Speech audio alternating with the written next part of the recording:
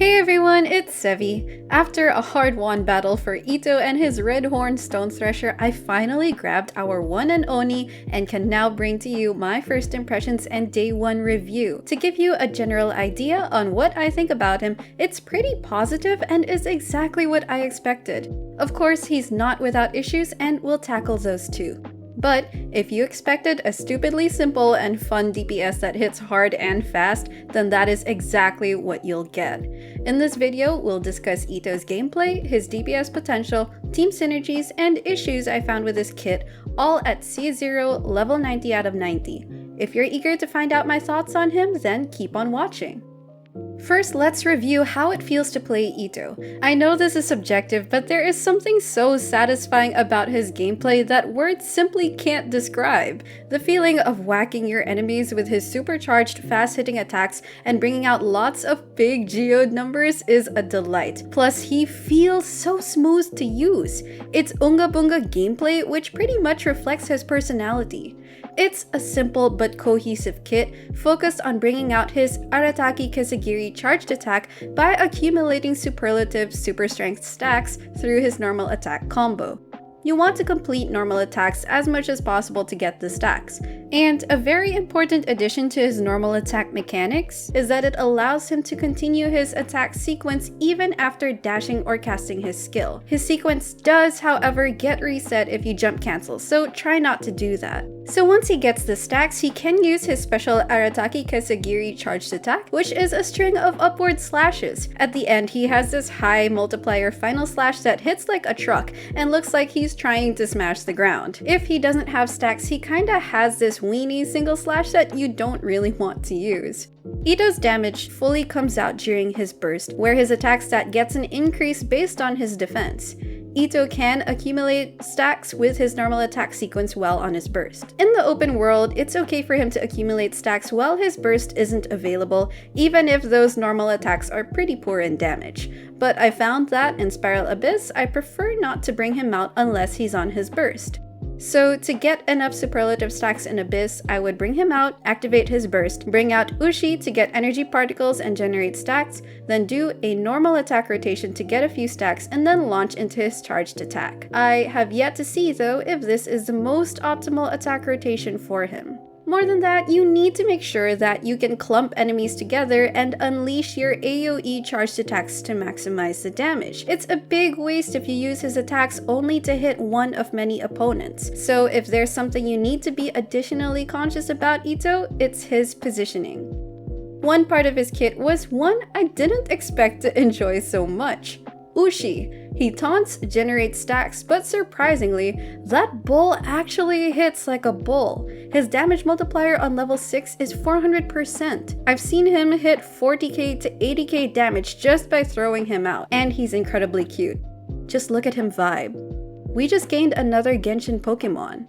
So what can we say about Itto's damage? It's definitely big. His normal and charged attacks deliver front-facing AoE damage, which is a huge plus. I would say I'm satisfied with his multipliers and performance, even though he needs relatively high investments, such as a good full husk set. And as a main on-field DPS, that's really what most players are looking for. I tried Itto on both an R3 Whiteblind and R1 Redhorn. On the Whiteblind, Itto still does pretty decent damage as long as you have good crit stats. My Whiteblind build had above 50% crit rate when inside Geo Traveler's burst and around 150% crit damage. Without a doubt though, Redhorn increases his damage by a lot, I'd say around 30% or so. Still, it's good to know he performs well on a free-to-play weapon. Between Itto and Ningguang, the other well-known Geo DPS, our Oni definitely outdamages Ningguang. Also, Ningguang is primarily single target, so in comparison, Itto performs even better against several enemies. I have yet to compare how he measures up against big shot DPSs from other elements though. Of course, you are missing reaction damage. Still, Itto's raw damage makes up for it. That, and giving him buffs from Geo Resonance, Gorou, Bennett, and more. So, since I understand the current limitations of Geo DPSs, Itto does not disappoint. Now let's talk about energy needs and burst uptime. Itto's burst costs 70 energy. My Itto build currently has 140% energy recharge, and in Spiral Abyss on a Mono Geo team, it's enough. He has near 100% burst uptime. His burst lasts 11 seconds and has an 18-second cooldown, giving him a 7-second downtime, and that's a good time to do rotations and energy funneling with the rest of the team. Ushi is also no slouch when it comes to generating particles. He actually gives 3 to 4 geo particles when he hits opponents, and he has a relatively short cooldown. Again, more love to Ushi. But how is Itto's energy on a non-Mono Geo team? Well, as long as you have another Geo teammate and other teammates who can generate lots of particles, and you're consistent in funneling the particles into Itto, he'd be pretty set. I tried him on this Itto, Gorou, Rosaria, Diona team, and his burst uptime was still pretty good, though it will take more energy management efforts. Itto doesn't need an energy recharge weapon or an energy recharge sands. What you do want is a good amount of ER substats. Around 130 to 140% is my current recommendation. Now for team synergies. If you're a Noelle main, then her recommended team comps are practically similar to Itto. Geo Traveler is a great teammate for Itto. Traveler generates lots of particles and further increases Itto's crit rate with his burst. Traveler in this case doesn't need to be high investment since Itto's own damage is pretty sufficient. Obviously, there's Gorou. Itto's damage performs fine even without Gorou, but having Gorou makes his damage even more impressive, and Gorou is just overall a great support for Itto. What about other Geo characters like Albedo and Ningguang? Albedo doesn't really do much for Itto. His main purpose is to contribute team DPS. Ningguang can use her screen to buff Itto's Geo damage and generate Geo particles, but she'll act more as a burst quick swap than an on-field DPS. Although Itto shines in a Mono Geo comp, he's not completely confined to it. Itto can make use of our popular sub-DPSs like Fischl, Raiden, Beidou, Xingqiu, and even Xiangling. One upside of having an elemental sub-DPS is that you can proc Crystallize quite often. And with Gorou on the team, Itto will have good Crystal Shield uptime. But one issue that Itto has is survivability. It's not that he keeps getting interrupted. His kit actually increases his resistance to interruption, and so does Gorou. Itto can accomplish his normal and charged attack strings most, if not all of the time. But even with his high defense stat, Itto is more vulnerable in his burst state because it lowers his elemental and physical resistance. It was pretty hard trying to get him past the triple Magu Kenki without a healer, and nearly impossible without a healer and a shielder. So Itto may need both, especially given Abyss's corrosion. So regarding shielders, Zhongli is of course an excellent shielder for Itto. Noelle, on the other hand, is a bit of an awkward teammate for him.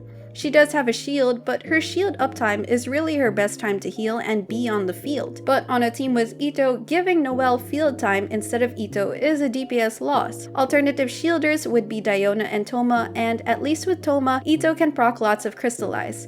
Maybe Yunjin in the future could fulfill that role too if she turns out a shielder.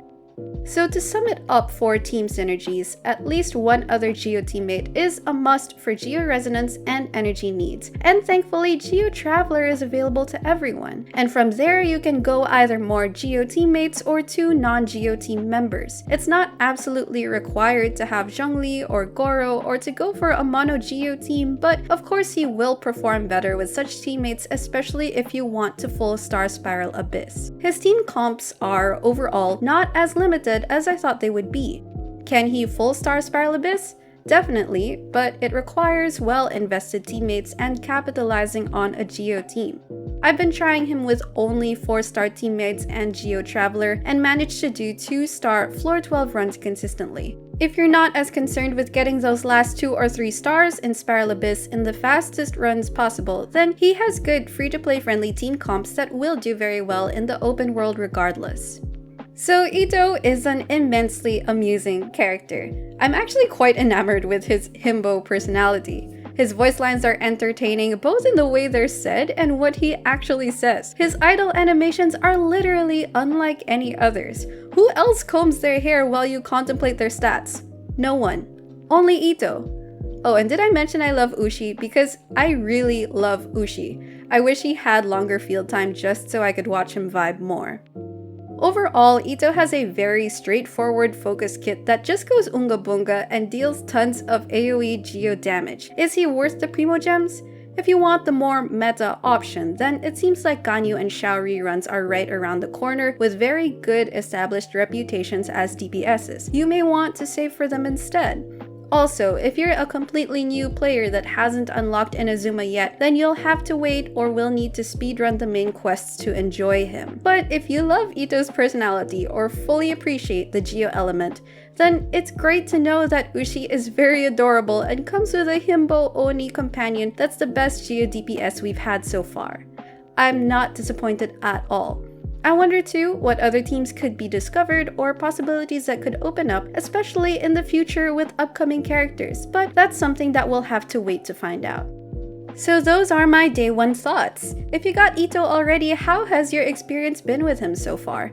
Or if you're undecided or skipping him, let us know why as well. If you enjoyed this video, don't forget to leave a like, subscribe to my channel if you haven't already, and I will see you soon. Take care!